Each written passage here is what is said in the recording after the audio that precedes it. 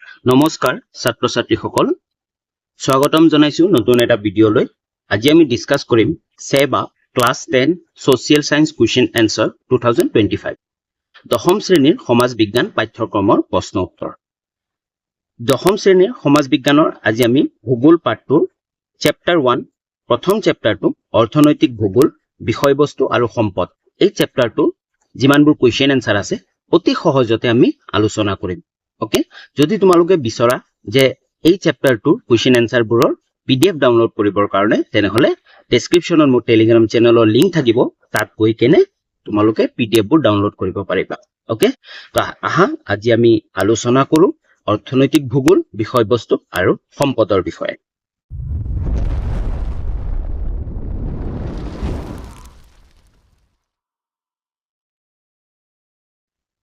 এক number question কি কৈছে অৰ্থনৈতিক ভূগোল কাক বোলে ইয়াৰ মূল বিষয়বস্তু কি অৰ্থনৈতিক ভূগোলৰ প্ৰধান শাখাবোৰ উল্লেখ কৰা প্ৰথম কোয়েশ্চনটো আমাক কৈছে যে অৰ্থনৈতিক ভূগোল কাক বোলে সো উত্তৰটো ভূগোলৰ যিটো শাখাত সম্পদৰ উৎপাদন বিতৰণ উপভোগ বিনিময় আৰু ইয়াৰ সৈতে জড়িত মানুহৰ কাৰ্যকলাপসমূহ স্থান আৰু কাল সাপেক্ষে অধ্যয়ন কৰা হয় তাকে অৰ্থনৈতিক ভূগোল বোলে মানে অৰ্থনৈতিক ভূগোল মানে হল ভূগোলৰ যিটো শাখা যোনটো শাখায় কি কৰে সম্পদৰ উৎপাদন সম্পদ কেনেকে উৎপাদন কৰা হয় বিতৰণ কেনেকে কৰা হয় উপভোগ কেনেকে কৰা হয় বিনিময় কেনেকে কৰা হয় এই সকলোবোৰ কি কৰে অধ্যয়ন কৰে আৰু ইয়াৰ সৈতে জড়িত মানুহৰ কাৰ্যকলাপসমূহ ভালকে মন কৰিবা মানুহৰ যিবোৰ কাৰ্যকলাপ আছে সেইবোৰ কি স্থান আৰু কাল সাপেক্ষে অধ্যয়ন কৰা হয় তাকে অৰ্থনৈতিক ভূগোল বোলে বুজি পালা একেবাৰে সহজ আছে নেক্সট আমাক কি সুধিছে ইয়াৰ মূল বিষয়বস্তু কি অৰ্থনৈতিক ভূগোলৰ মূল বিষয়বস্তুৱে হল সম্পদ আৰু মানুহৰ কাম-কাজ আদিৰ লগত জড়িত সকলো ধৰণৰ কথা আলোচনা কৰা হয় মূল বিষয়বস্তু মানে মেইন মোটিভ কি কৰিম যে অৰ্থনৈতিক ভূগোলে কি কৰা হয় মূল বিষয়বস্তুটো হল সম্পদ আৰু মানুহৰ কাম-কাজ আদিৰ লগত জড়িত সকলো ধৰণৰ কথা আলোচনা কৰা হয় বুজি পালা অৰ্থনৈতিক ভূগোলৰ মূল বিষয়বস্তু কি নেক্সট কি কৈছে আমাক ইয়াৰ অন্তৰ্গত তলত দিয়া কেইটা সাঙুৰি লোৱা হৈছে এই মূল বিষয়বস্তুৰ ভিতৰত সাঙুৰি লোৱা হৈছে কি ক সম্পদৰ উৎপাদন সম্পদৰ বিতৰণ সম্পদৰ উপভোগ আৰু সম্পদৰ বিনিময় হয় এই গুটেকিটা কি অৰ্থনৈতিক ভূগোলৰ মূল বিষয়বস্তুৰ অন্তৰ্গত ওকে নেক্সট কোয়েশ্চন নেক্সটটো আমাক কি কৈছিল সো অৰ্থনৈতিক ভূগোলৰ প্ৰধান শাখাবোৰ উল্লেখ কৰা হয় অৰ্থনৈতিক ভূগোলৰ প্ৰধান শাখাবোৰ হল ক কৃষি ভূগোল ঔদ্যোগিক ভূগোল সম্পদ ভূগোল এইটো ভূগোল হ'ব যে পৰিবহন ভূগোল বজাৰ ভূগোল পৰ্যটন ভূগোল পৰিকল্পনা আৰু উন্নয়ন ভূগোল হয় যি এই অৰ্থনৈতিক ভূগোলৰ যিমানবোৰ শাখা আছে সেই শাখাবোৰ হল কৃষি ভূগোল কৃষিৰ বিষয়ে যেতিয়া আমি আলোচনা কৰো বা কৃষিৰ বিষয়ে যেতিয়া অধ্যয়ন কৰো ভূগোলত তেতিয়া কি বুলি কোৱা হ'ব এইটো কৃষি ভূগোল বুলি কোৱা হ'ব উদ্যোগৰ ওপৰত আলোচনা কৰিলে ঔদ্যোগিক ভূগোল বুলি কোৱা হ'ব সম্পদৰ ওপৰত আলোচনা কৰিলে আমি সম্পদ ভূগোল তেনেদৰে পৰিবহনৰ ওপৰত পৰিবহন ভূগোল বজাৰৰ ওপৰত বজাৰ ভূগোল পৰ্যটন ভূগোল পৰিকল্পনা আৰু উন্নয়ন ভূগোল বুজি পালা এক নম্বৰ কোয়েশ্চনটো অতিকৈ সহজ আছিল ওকে আগবাঢ়ো নেক্সট কোয়েশ্চনলৈ আগবঢ়াৰ আগতে যদি চেনেলটো সাবস্ক্ৰাইব কৰা নাই তেনেহলে সাবস্ক্ৰাইব কৰি লবা আৰু লগতে যি বেল আইকনটো আছে সেইটো প্ৰেছ কৰি অল কৰি লবা আৰু তোমালোকৰ বন্ধু বান্ধৱীলৈকেও শ্বেয়াৰ কৰিবা যদি ক্লাস 10ত পঢ়ি আছা আগন্তুক যি এছএছএলসি ফাইনেল এক্সাম আহি আছে 2025 তাৰ কাৰণে এই চেনেলটো তোমালোকে কিছুমান বিশেষ সুবিধা পাব পাৰিবা সেই সুবিধাসমূহ হল class 10 social science solution 2025 social সায়েন্সৰ কমপ্লিট সলিউশন খিনি তোমালোকে ইয়াতে পাবা আমি ভূগোলৰ পাঠটোৰ পৰা আৰম্ভ কৰিছো ইয়াৰ পিছত ইতিহাসৰ পাঠ আৰু ৰাজনীতিৰ পাঠখিনিও আলোচনা কৰিম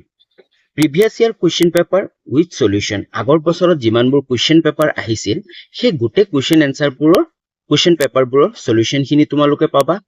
প্ৰিভিয়াস ইয়াৰ কোয়েশ্চন পেপাৰ চ্যাপ্টাৰ ওয়াইজ প্ৰতিটো চ্যাপ্টাৰৰ পৰাই কি কোয়েশ্চন আহিছিল বা কি ইম্পৰ্টেন্ট কোয়েশ্চন আহি থাকে সেইবোৰ আলোচনা কৰিম এই সকলোবোৰ তোমালোকে ভিডিঅৰ মাধ্যমেৰে জানিব আৰু বুজিব পাৰিবা তাৰ লগতে তোমালোকে পিডিএফ পিডিএফও ডাউনলোড কৰিব পাৰিবা available on my telegram channel link ডেসক্ৰিপচনত আছে তোমালোকে তাত গৈ টেলিগ্ৰাম চেনেলত জয়েন হৈ কেনে পিডিএফবোৰ ডাউনলোড কৰিব পাৰিবা নেক্সট কোৱেশ্চন আগবাঢ়ো 2 নম্বৰ কোৱেশ্চন আমাক কি কৈছে অৰ্থনৈতিক ভূগোলৰ পৰিসৰ সম্পৰ্কে চমুকৈ লিখা যি অৰ্থনৈতিক ভূগোল আছে তাৰ পৰিসৰৰ বিষয়ে চমুকৈ লিখিব দিছে অৰ্থনৈতিক ভূগোলৰ পৰিসৰ অতি বিস্তৃত কি হয় অতি বিস্তৃত হয় অৰ্থনৈতিক ভূগোলত প্ৰধানকৈ সম্পদসমূহ আৰু ইয়াৰ সৈতে জড়িত মানুহৰ বিভিন্ন অৰ্থনৈতিক কাৰ্যকলাপসমূহ অধ্যয়ন কৰা হয় হয় অৰ্থনৈতিক ভূগোলত কি কৰা হয় প্ৰধানকৈ সম্পদসমূহ আৰু ইয়াৰ সৈতে জড়িত সম্পদসমূহৰ লগত জড়িত মানুহৰ বিভিন্ন অৰ্থনৈতিক টকা পইচা উপাৰ্জনৰ যি ক্ৰিয়া আছে কাৰ্য আছে সেই কাৰ্যকলাপসমূহ অধ্যয়ন কৰা হয় বুজি পালা অৰ্থনৈতিক ভূগোলৰ পৰিসৰ প্ৰধানকৈ দুটা বৃহৎ শাখাৰ অধীনত পাঁচটা বিশেষ প্ৰশ্নৰ ওপৰত প্ৰতিষ্ঠিত সেইবোৰ হ'ল এক নম্বৰ অৰ্থনৈতিক কাৰ্যটো ক'ত অৱস্থিত মানে কি কৈছে অৰ্থনৈতিক ভূগোলৰ পৰিসৰটো প্ৰধানকৈ দুটা বৃহৎ শাখাৰ অধীনত পাঁচটা বিশেষ প্ৰশ্নৰ ওপৰত প্ৰতিষ্ঠিত সেই প্ৰশ্নকেইটা হ'ল অৰ্থনৈতিক কাৰ্যটো ক'ত অৱস্থিত যি অৰ্থনৈতিক কাৰ্য আছে সেই কাৰ্যটো ক'ত অৱস্থিত অৰ্থনৈতিক কাৰ্যটোৰ বৈশিষ্ট্যসমূহ কি কি সেই অৰ্থনৈতিক কাৰ্যটোৰ বৈশিষ্ট্যসমূহ কি কি হয়নে অৰ্থনৈতিক কাৰ্যটো আন কি কি পৰিঘটনাৰ সৈতে জড়িত হয় আৰু কি কি পৰিঘটনা কিবা পৰিঘটনাৰ লগত জড়িত হলে সেইটো আমি কি অধ্যয়ন কৰিম হয়নে অৰ্থনৈতিক কাৰ্যটো য'ত অৱস্থিত হৈছে তাতে কিয় হৈছে বা এই অৰ্থনৈতিক যিকোনো এটা কাৰ্য সম্পদৰ যিকোনো এটা কাৰ্য এই কাৰ্যটো এটা ঠাইত অৱস্থিত হৈছে তাতে কিয় হৈছে সেইটো আমি আলোচনা আমি কি কৰিম ষ্টাডি কৰিম হয় অৰ্থনৈতিক কাৰ্যটো য'ত অৱস্থিত তাৰ পৰিৱৰ্তে আন ঠাইত হলে বেছি ভাল হল হেতেন নে মানে য'ত অৱস্থিত হৈ আছে কাৰ্যটো সেই তাত নহয় কেনে বেলেগ এটা ঠাইত যদি অৱস্থিত হল হেতেন তেনেহলে বেছি ভাল হল হেতেন নে বেয়া হল হেতেন এইবোৰ কোৱেশ্চনৰ কি হয় উত্তৰ বিচাৰি আমি অধ্যয়ন কৰো বুজি পালা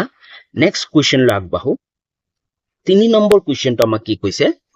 মানুহৰ অৰ্থনৈতিক বৃত্তি বুলিলে কি বুজা এনে অৰ্থনৈতিক বৃত্তিবোৰ কি কি হয় মানুহৰ অৰ্থনৈতিক বৃত্তি বুলিলে কি বুজা চোৱা যি অৰ্থনৈতিক কাৰ্যকলাপৰ ফলত মানুহে শ্ৰমদান কৰি উৎপাদনমুখী হৈ এক নিৰ্দিষ্ট পৰিসৰত উপাৰ্জন কৰিব পাৰে তাকে অৰ্থনৈতিক বৃত্তি বোলে মানে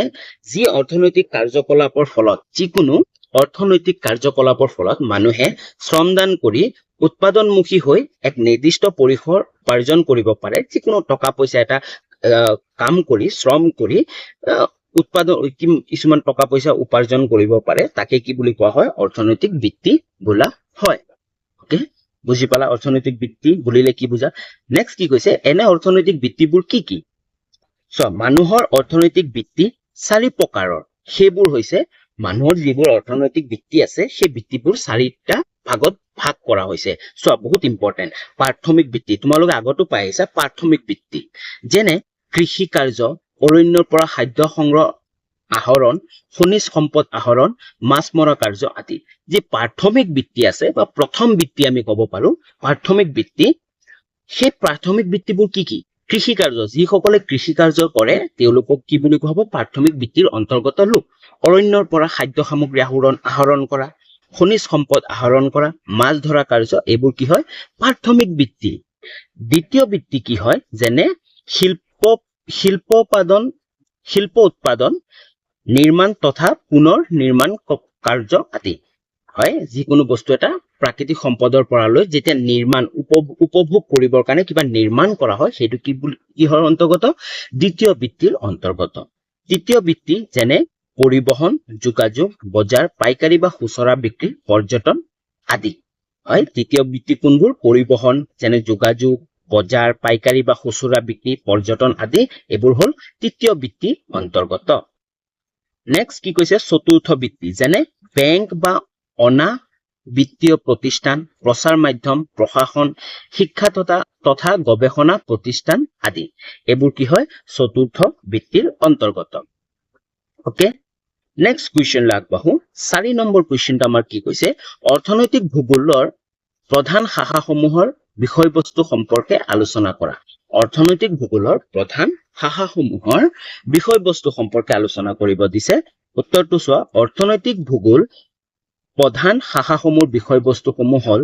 এক নম্বৰ কি আছিল কৃষি ভূগোল হয় আমি শাখাসমূহ এক নম্বৰ কোৱেশ্চনত পঢ়ি আহিছিলো যে কি শাখা হয় সেই শাখাসমূহৰ বিষয়বস্তু সম্পৰ্কে আলোচনা কৰিব দিছে চমুকৈ কৃষি ভূগোল চোৱা কৃষি আৰু কৃষি কাৰ্যৰ লগত জড়িত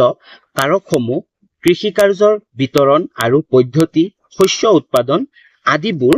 হল কৃষি ভূগোল মূল বিষয়বস্তু হয় কৃষি ভূগোলৰ মূল বিষয়বস্তু কি কৃষি কাৰ্যৰ বিতৰণ আৰু পদ্ধতি শস্য উৎপাদন কেনেকৈ শস্য উৎপাদন কৰে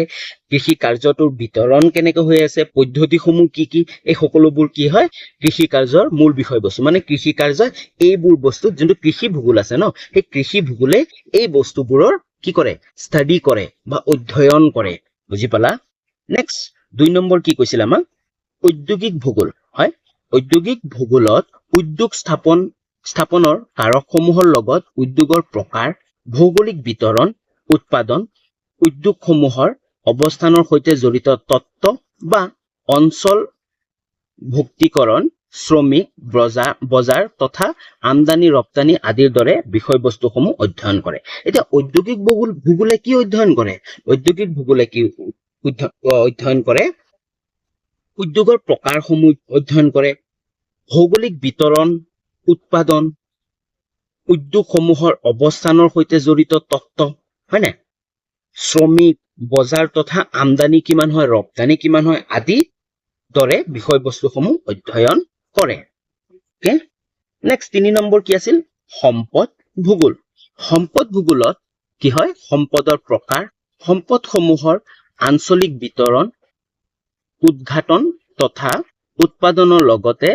সম্পদ আৰু উন্নয়নৰ মাজৰ সম্পৰ্ক সম্পদ সংৰক্ষণ তথা ব্যৱস্থাপনা আদি অধ্যয়ন কৰে হয় সম্পদ ভূগোলে কি অধ্যয়ন কৰে সম্পদৰ প্ৰকাৰ সম্পদসমূহৰ আঞ্চলিক বিতৰণ উদ্ঘাটন তথা উৎপাদনৰ লগত সম্পৰ্ক আৰু উন্নয়নৰ মাজৰ সম্পৰ্ক ওকে বুজি পালা নেক্সট 4 নম্বৰ আমাক কি কৈছে পৰিবহন ভূগোল পৰিবহন ভূগোলত প্ৰধানকৈ পৰিবহন ব্যৱস্থাৰ প্ৰকাৰ আৰু ইয়াৰ সৈতে জড়িত কাৰকসমূহৰ লগতে সম্পদৰ বিতৰণ ক্ষেত্ৰত পৰিবহনৰ ভূমিকা মানুহৰ অৰ্থনৈতিক কাৰ্যকলাপ তথা যাতায়াত পৰিবহন ভূমিকা আৰু ঔদ্যোগিক উন্নয়ন কৃষি উন্নয়ন আদিৰ দৰে অৰ্থনৈতিক উন্নয়নসমূহ বিষয়ে অধ্যয়ন কৰে হয় পৰিবহন ভূগোল মানে কি পৰিবহন ভূগোল মানে এটা ঠাইৰ পৰা আন এটা ঠাইলৈ নিয়া যি ৰাস্তা ঘাটবোৰ আছে এইবোৰ কি হয় পৰিবহন ভূগোলৰ ভিতৰত পৰে হয় না তো ইয়াৰ লগত কি জড়িত কাৰকসমূহৰ লগত জড়িত সম্পদৰ বিতৰণ কেনেকৈ বিতৰণ হৈছে ক্ষেত্ৰত পৰিবহনৰ ভূমিকা সেই বিতৰণৰ ক্ষেত্ৰত পৰিবহনে কি ভূমিকা লৈছে হয় না মানুহৰ অৰ্থনৈতিক কাৰ্যকলাপ তথা যাতায়াত পৰিবহনৰ ভূমিকা হয় না এই সকলোবোৰ কি পৰিবহন ভূগোলে অধ্যয়ন কৰে 5 নম্বৰ হল কি বজাৰ ভূগোল চোৱা বজাৰ ভূগোলত বজাৰ স্থাপনৰ সৈতে জড়িত কাৰকসমূহৰ লগতে বজাৰসমূহৰ বিতৰণৰ ধৰণ আৰু ইয়াৰ সৈতে জড়িত তত্ত্বসমূহৰ অধ্যয়নক সামৰি লোৱা হয় হয় বুজি পালা নেক্সট 6 নম্বৰটো আমাক কি কৈছিল পৰিকল্পনা আৰু উন্নয়ন ভূগোল পৰিকল্পনা আৰু উন্নয়ন ভূগোলৰ অৰ্থনৈতিক উন্নয়নৰ সৈতে জড়িত কাৰকসমূহৰ লগতে পৰিকল্পনাৰ কৌশল বহনক্ষম উন্নয়ন আঞ্চলিক তথা সম্পদ ভিত্তিক উন্নয়ন প্ৰক্ৰিয়া আদি বিষয় অধ্যয়ন কৰা হয় হল কি কৰা উন্নয়নৰ ক্ষেত্ৰত সৈতে জড়িত কি কাৰকসমূহৰ লগত পৰিকল্পনাৰ কৌশল বহনক্ষম উন্নয়ন আঞ্চলিক তথা সম্পদ ভিত্তিক উন্নয়ন প্ৰক্ৰিয়া আদিৰ বিষয় অধ্যয়ন কৰা হয় 7 নম্বৰটো লাষ্ট হয় এইটো পৰ্যটন ভূগোল পৰ্যটন ভূগোলত পৰ্যটনৰ সৈতে জড়িত কাৰকসমূহৰ লগতে পৰ্যটনৰ প্ৰকাৰ পৰ্যটনৰ ব্যৱস্থাৰ বিকাশ আৰু পৰিকল্পনা প্ৰক্ৰিয়া আদি বিষয়ে অধ্যয়ন কৰা হয় হয় যে পৰ্যটন আছে পৰ্যটন ভূগোল মানে বুজি পাইছা পৰ্যটন মানে যে মানুহে ফুৰিবলৈ আহে পৰ্যটন যিকোনো পৰ্যটন ইণ্ডাষ্ট্ৰীবোৰ গঢ়লৈ উঠে সেইবোৰ কি কয় জড়িত কাৰকসমূহৰ লগত পৰ্যটনৰ প্ৰকাৰসমূহ পৰ্যটনৰ ব্যৱস্থাৰ বিকাশ আৰু পৰিকল্পনা প্ৰক্ৰিয়া আদি বিষয়ে অধ্যয়ন কৰা হয় বুজি পালা নেক্সট কুৱেশ্যনলৈ আগবাঢ়ো নেক্সট কুৱেশ্যন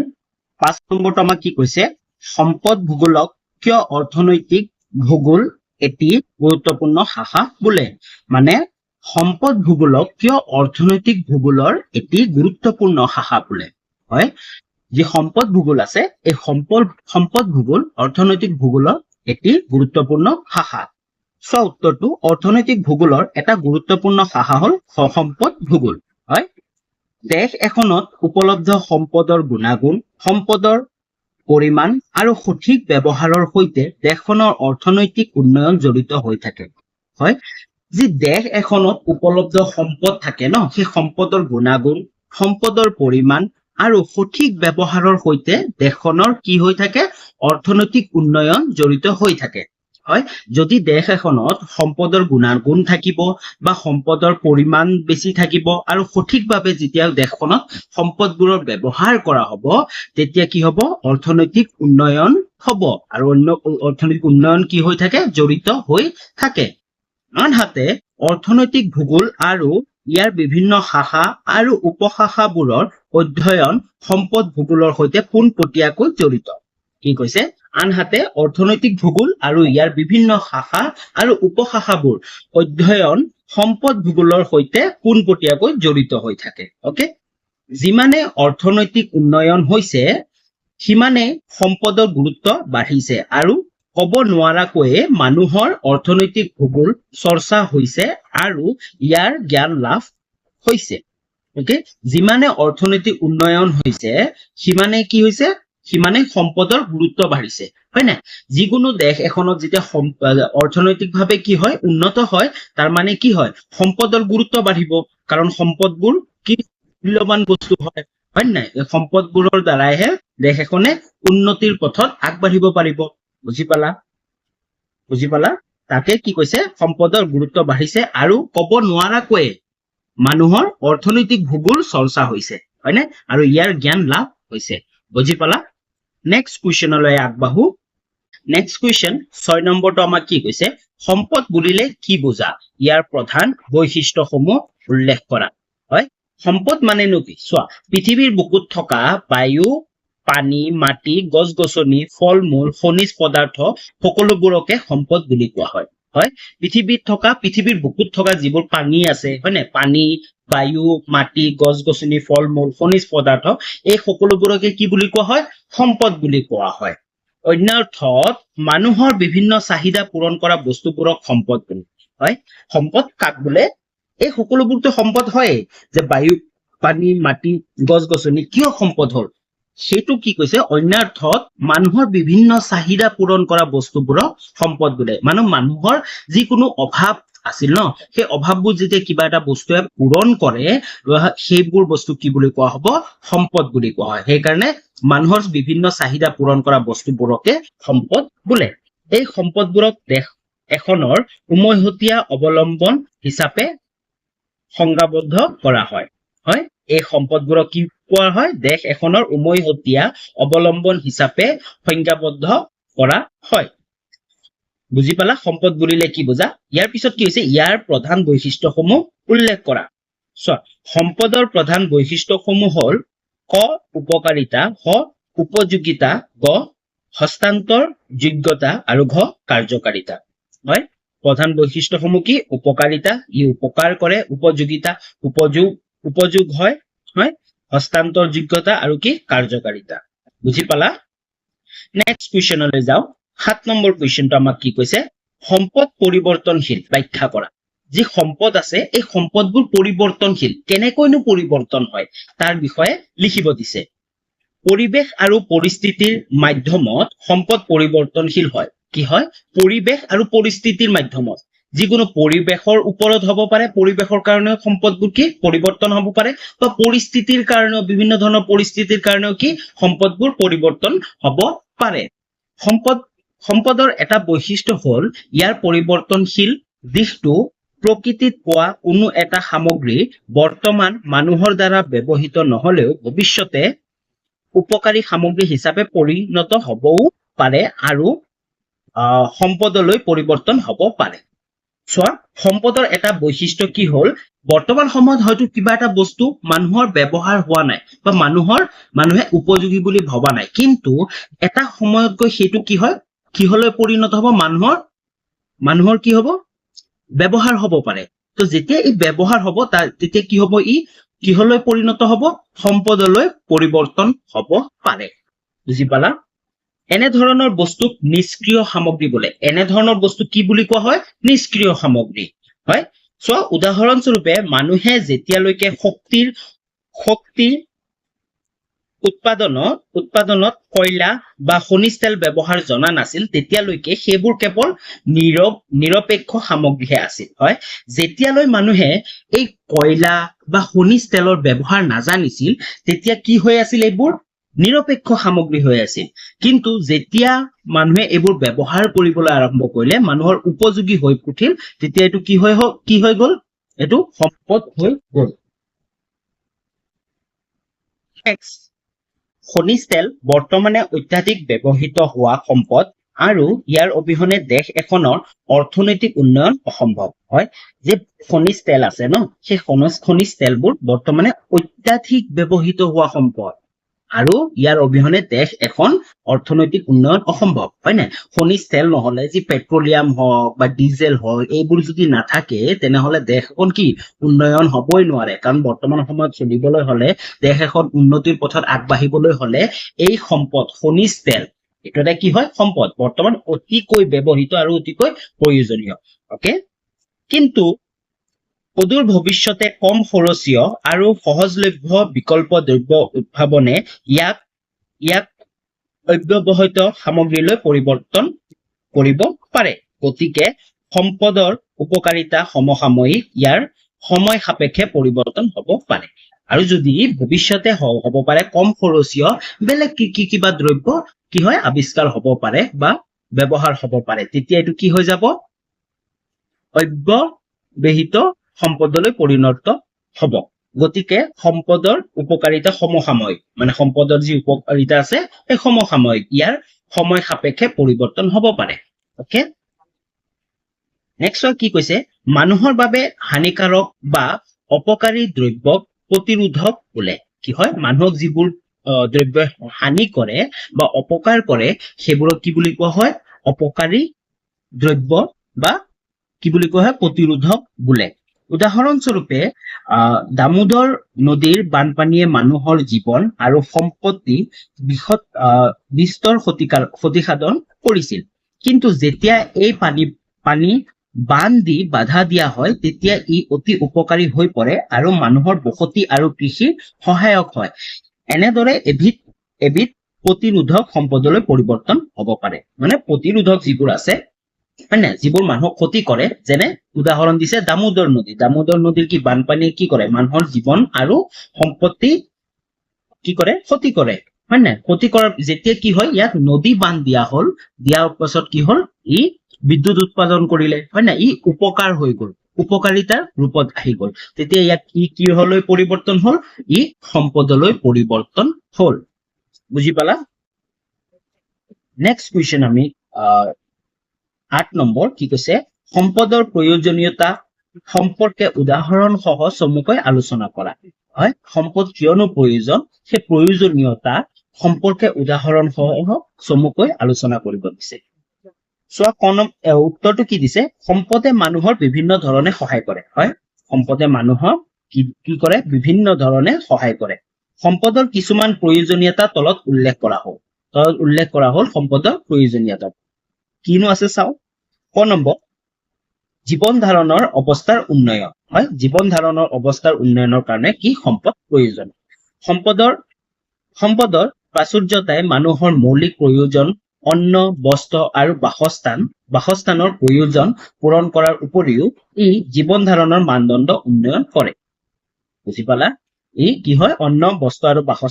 বাসস্থানৰ প্ৰয়োজনৰ পূৰণ কৰাৰ উপৰিও ই জীৱন ধাৰণৰ মানদণ্ড উন্নয়ন কৰে 6 নম্বৰ কি কৈছে অৰ্থ সামাজিক উন্নয়ন প্ৰয়োজনীয় সম্পদ অবিহনে কোনো এখন দেশে উন্নতি কৰিব নোৱাৰে উদ্যোগ কৃষি বেপাৰ বাণিজ্য বা খনিজ সম্পদ কৃষি দ্ৰব্য বনজ দ্ৰব্য, মানৱ সম্পদ আদি প্ৰয়োজনীয় হয়। কি হয়, সম্পদ অবিহনে কোনো এখন দেশে কি কৰিব নোৱাৰে, উন্নত হ'ব নোৱাৰে বা উন্নতি কৰিব নোৱাৰে। উদ্যোগ, কৃষি, বেপাৰ বাণিজ্যৰ বাবে কি প্ৰয়োজন, খনিজ সম্পদ, কৃষি দ্ৰব্য, বনজ দ্ৰব্য, মানৱ সম্পদ আদি কি হয়, প্ৰয়োজন হয়। ওকে, কোনো এখন দেশ বা এটা জাতি যি অৰ্থনৈতিক দিশত উন্নত হয় সেইটো কেৱল সম্ভৱ হয় সম্পদৰ সৎ ব্যৱহাৰৰ বাবে। যদি কোনো এটা জাতি বা কোনো এটা দেশ উন্নত, অধিক উন্নত,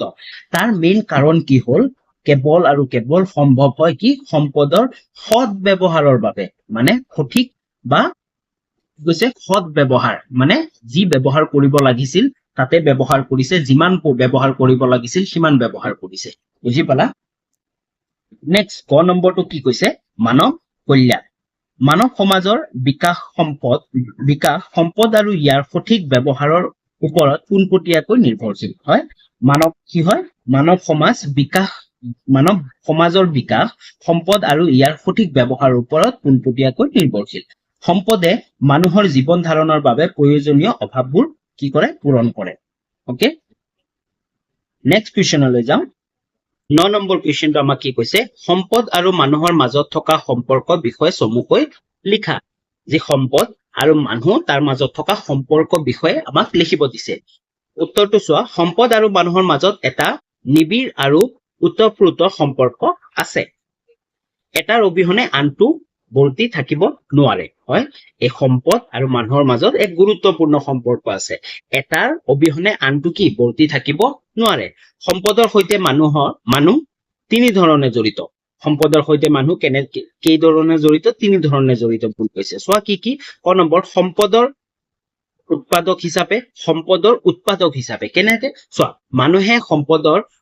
অন্তিম উৎপাদক। মানুহে কি হ'ল, সম্পদৰ অন্তিম উৎপাদক। মানুহৰ বাবে প্ৰয়োজনীয় অধিক সংখ্যক সম্পদ প্ৰাকৃতিত পোৱা যায়, যদিও তাৰে বেছিভাগ কেঁচা সামগ্ৰীৰ ৰূপত বা ব্যৱহাৰ অনুপযোগী অৱস্থাত পোৱা যায়। এনেবোৰ সম্পদ মানুহে প্ৰয়োজন অনুসৰি ব্যৱহাৰ উপযোগী কৰি লয়। হয়, সম্পদৰ উৎপাদক হিচাপে মানে সম্পদটো সৃষ্টি কৰা হিচাপে। কিছুমান সম্পদ কি হয়, প্ৰকৃতিৰ পৰা এনেকুৱা অৱস্থাত পোৱা যায়, সেই অৱস্থাবোৰ হ'ল যেনে কেঁচা সামগ্ৰীৰ ৰূপত। চোৱা, কেঁচা সামগ্ৰীৰ ৰূপত ব্যৱহাৰ অনুপযোগী অৱস্থাত মানে ব্যৱহাৰ কৰিব নোৱাৰি। কি কৰিব, এনেবোৰ সম্পদক মানুহে প্ৰয়োজন অনুসৰি কি কৰে, ব্যৱহাৰ উপযোগী কৰি লয়। অকে, খনিজ সম্পদ, বনজ সম্পদ, জলজ সম্পদ, কৃষি সম্পদ আদি মানুহৰ সক্ৰিয়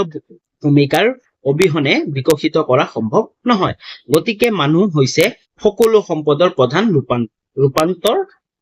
ৰূপান্তৰক। হয়, উদাহৰণস্বৰূপে মানুহৰ দ্বাৰা উৎপাদিত সম্পদবোৰ হ'ল প্ৰযুক্তিবিদ্যা, ঘৰ, ৰাস্তা, উদ্যোগ, বিদ্যালয়, কাৰ্যালয়, যান বাহন আদি। এই সকলোবোৰ কি প্ৰাকৃতিৰ পৰা মানুহে লয়, কিন্তু নিজৰ ব্যৱহাৰ উপযোগী হিচাপে কি হয়, এইবোৰ সলনি কৰি লয় বা ইয়াৰ মানবোৰ সলনি কৰে। বুজি পালা? নেক্সট 6 নম্বৰ কি কৈছে, সম্পদ উপভোগকাৰী হিচাপে মানুহ কি হয়। চোৱা, মানুহৰ সম্পদ উপভোক্তা। মানুহ হ'ল সম্পদৰ উপভোক্তা। মানুহে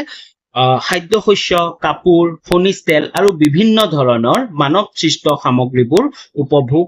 বা ব্যৱহাৰ কৰে। পানী, বায়ু, খাদ্য,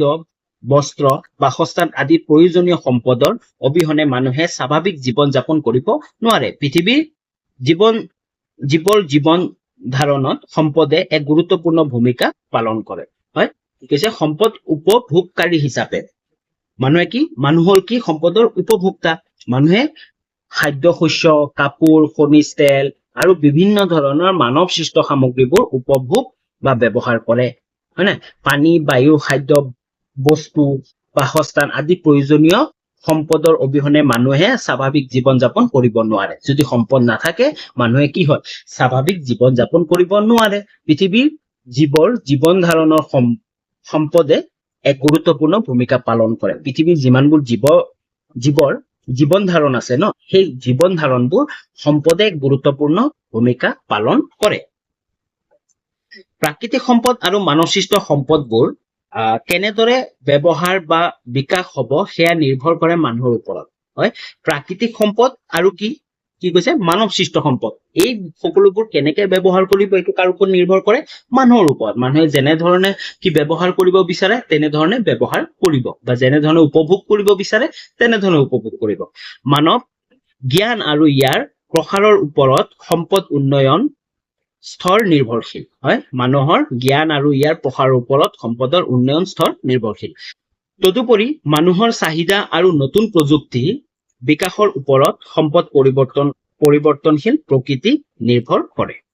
বুজি পালা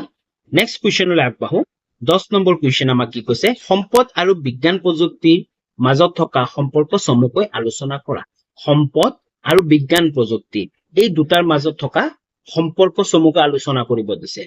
ওকে তো আমি উত্তৰটো চাও সম্পদ আৰু বিজ্ঞান প্ৰযুক্তিৰ মাজত পাৰস্পৰিক সম্পৰ্ক আছে হয় সম্পদৰ উত্তৰণৰ বিজ্ঞান প্ৰযুক্তিয়ে যথেষ্ট অৰিহণা আছে যি সম্পদবোৰ আছে এই সম্পদবোৰৰ সম্পদ হোৱাত কি আছে বিজ্ঞান প্ৰযুক্তিবিদ্যাৰ যথেষ্ট অৰিহণা আছে কেনেকৈ আছে আমি পঢ়ি আছো চোৱা অৰ্থাৎ সম্পদ উদ্ঘাটন আৰু সম্পদৰ সঠিক ব্যৱহাৰৰ বাবে বিজ্ঞান আৰু প্ৰযুক্তিবিদ্যা প্ৰয়োজন এই সম্পদবোৰ যে আছে এই সম্পদবোৰৰ কি হয় সঠিক ব্যৱহাৰ হয় না সঠিক ব্যৱহাৰৰ কাৰণে কি প্ৰয়োজন বিজ্ঞান আৰু প্ৰযুক্তিৰ প্ৰয়োজন এই দুয়োটাৰ মাজত পাৰস্পৰিক সম্পৰ্কৰ তলত উল্লেখ কৰা হ'ল চাও আমি ক নম্বৰ চোৱা সম্পদৰ আৱিষ্কাৰ সম্পদৰ আৱিষ্কাৰৰ মূলত হ'ল বিজ্ঞান সম্পদৰ যিবোৰ আৱিষ্কাৰ হৈছে ন সম্পদ সেই সম্পদবোৰ আৱিষ্কাৰ হোৱাৰ মূল কাৰণ কি হয় সেইটো হ'ল বিজ্ঞান প্ৰায় সকলোবোৰ সম্পদৰ আৱিষ্কাৰৰ ক্ষেত্ৰত বিজ্ঞানে আমাক সক্ষম কৰি তুলিছে হয় এই বিজ্ঞান আৰু প্ৰযুক্তি আমাক সম্পদবোৰ আৱিষ্কাৰ কৰাৰ ক্ষেত্ৰত কি কৰি তুলিছে সক্ষম কৰি তুলিছে বিজ্ঞান আৰু প্ৰযুক্তিৰ অবিহনে বেছিভাগ সম্পদে লুপ্ত আৰু অজ্ঞাত হৈ থাকিলেহেঁতেন যদি বিজ্ঞান আৰু প্ৰযুক্তিবিদ্যা নাথাকিলেহেঁতেন তেনেহলে এই যিবোৰ সম্পদ আছে এই সম্পদবোৰ লুপ্ত মানে লুকাই থাকিলে হয় আৰু অজ্ঞাত আমি নাজানিলেও হয় সেই সম্পদবোৰৰ বিষয়ে ওকে আধুনিক বিজ্ঞান প্ৰযুক্তিৰ ব্যৱহাৰ অবিহনে বৰ্তমান আমি ব্যৱহাৰ কৰি থকা বহুতো খনিজ সম্পদ ভূগৰ্ভত লুপ্ত অৱস্থাত থাকিলেহেঁতেন যদি বিজ্ঞান আৰু প্ৰযুক্তিবিদ্যা নাথাকিলে হয় বা ব্যৱহাৰ নকৰিলে হতে তাৰ অবিহনে কি হল হয় বৰ্তমান আমি ব্যৱহাৰ কৰি থকা বহুতো খনিজ সম্পদ বিভিন্ন ধৰণৰ খনিজ সম্পদ আমি ব্যৱহাৰ কৰি আছো যেনে কয়লা হওক বা খনিজ তেল হওক পেট্ৰলিয়ামবোৰ হওক সেইবোৰ কি ভূগৰ্ভতে লুপ্ত হৈ থাকিলেহেঁতেন আমি ব্যৱহাৰে কৰিব নাজানিলোহেঁতেন যদি বিজ্ঞান আৰু প্ৰযুক্তি নাথাকিলেহেঁতেন ওকে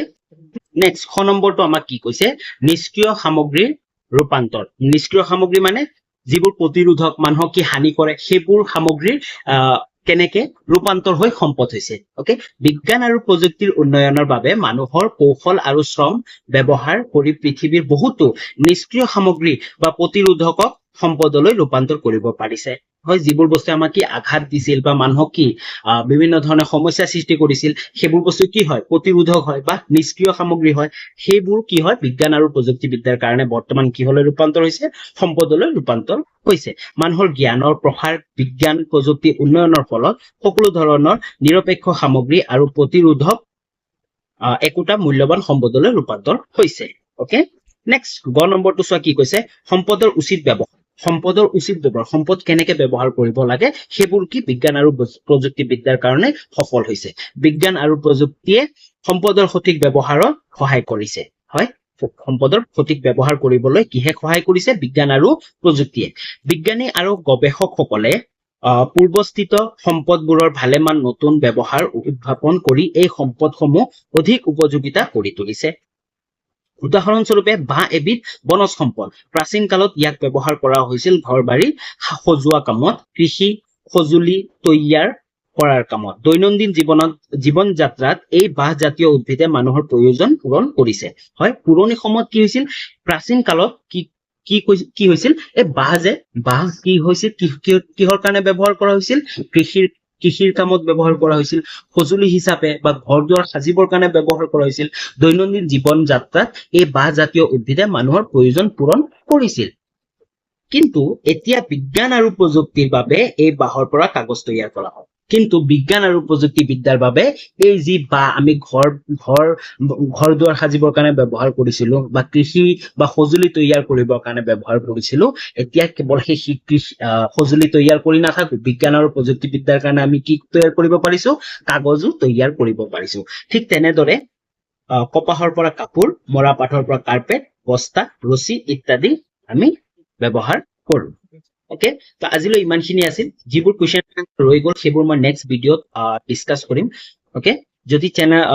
ভিডিঅ'টো ভাল পালা তেনেহ'লে লাইক এটা কৰি দিবা, কমেণ্ট কৰি দিবা আৰু চেনেলটো ছাবস্ক্ৰাইব কৰিবা, লগত বন্ধু বান্ধৱীলৈকে শ্বেয়াৰ কৰিবা। ওকে, তো পুনৰ লগ পাই আছো নতুন এটা ভিডিঅ'ত। তোমালোকৰ বহুমূল্য সময় দিয়াৰ বাবে বহুত বহুত ধন্যবাদ।